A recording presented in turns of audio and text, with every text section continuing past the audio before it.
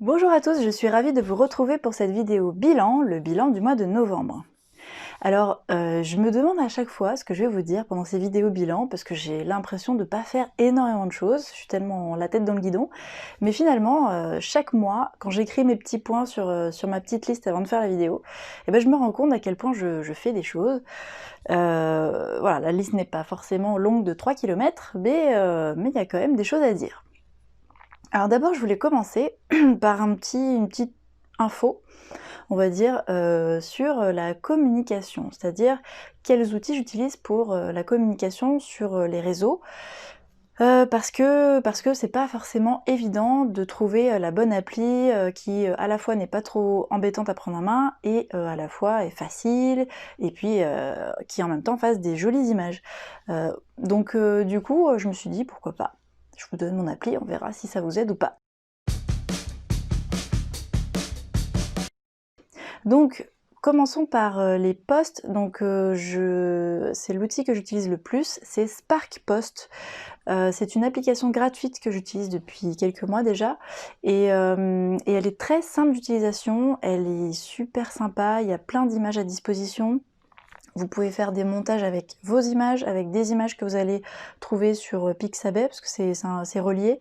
Il y a Pixabay et je crois que l'autre site d'images, c'est Unlash, mais je sais plus trop. Il y a deux options possibles. Bref, vous pouvez faire des jolis montages, que ce soit avec vos photos ou avec d'autres. Et vous pouvez faire aussi des images fixes, mais également des images animées. C'est-à-dire que vous pouvez mettre une option animation sur cette image et donc la publier en tant que vidéo, mais c'est une image animée en fait. Voilà.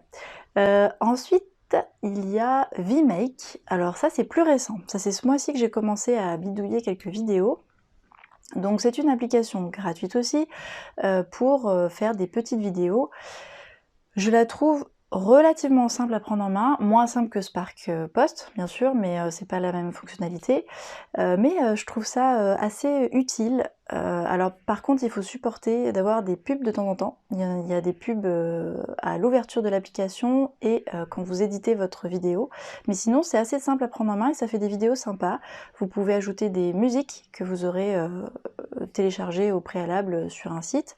Donc voilà, assez sympa, assez intéressant pour faire des petites vidéos, soit pour faire des book trailers, moi c'est ce que je compte faire, maison, hein, ce sera pas de niveau professionnel peut-être, mais en tout cas ce sera assez joli. Moi ce que j'ai fait, je suis assez satisfaite de ce que j'ai fait en tout cas. Oui, la dernière chose que je voulais vous dire, c'est pour les musiques justement. Pour les musiques, je me sers de YouTube Studio, donc c'est la bibliothèque de YouTube qui met à disposition des musiques libres de droit et gratuites. Vous pouvez en télécharger, il y a des musiques et quelques effets sonores aussi. Donc ça peut être utile pour les vidéos, bah oui, pour les vidéos, évidemment. Alors ce mois-ci, première chose, il y a eu la finalisation des Aventures de Monsieur Ballot, volet 3. Donc Monsieur Ballot joue les Pères Noël, je vous donne la couverture ici. Donc Barbara Puller et moi écrivons des livres pour enfants.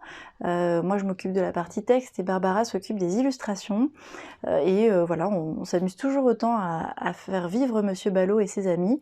Et on avait décidé de faire un volet spécial Noël, un petit livre spécial Noël, parce que l'occasion s'y prête. Et puis je pense que les enfants, tout comme les parents, ont besoin de douceur et de tendresse. Et Monsieur Ballot est vraiment très fort pour ça. Donc voilà, on avait envie de l'offrir pour Noël aux enfants, en tout cas le mettre à disposition. Ensuite, deuxième news du mois, eh bien, ça va être la réception de mon stock imprimeur de Homo Vampiris, tome 2. Ça y est, il est là, je suis super contente. Je vous montre pas le livre en réel, je vous mets la couverture ici que j'aime beaucoup parce que sinon vous allez voir le livre à l'envers. Mais voilà, il est très sympa, je suis très contente qu'il sorte bientôt, hein, ça y est, il va sortir le 10 décembre. Donc voilà, c'est super agréable de voir ces livres aussi bien traités. Je suis très contente de mon expérience avec Books Factory, je vous ferai une vidéo très bientôt à ce sujet. Ouais, très très contente de cette expérience. La couverture est d'une belle qualité, le texte aussi, tout est beau et j'ai hâte que les lecteurs l'aient en main et qu'ils puissent dire ce qu'ils en ont pensé. J'ai pas encore les premiers retours de chroniqueurs, donc on croise les doigts. Allez, dernier point, je suis en train d'écrire donc le tome 3 de Homo Vampiris, c'est le dernier tome. Je vous en avais un peu parlé dans une autre vidéo, mais je vous confirme, je marche sur des œufs pour écrire ce livre. J'y vais tout doucement, il est un peu moins intuitif que le tome 2, mais je pense que c'est normal vu que c'est un tome final. Il faut bien terminer, bien emballer le papier, mais j'avance bien, j'en suis au chapitre 7 sur 9-10, je me laisse toujours un chapitre de marge. Donc voilà, il y aura normalement 9 chapitres, 10 grand max. Et voilà. Donc je suis contente de l'évolution de l'histoire. Il y aura sûrement, donc là c'est le premier jet, hein.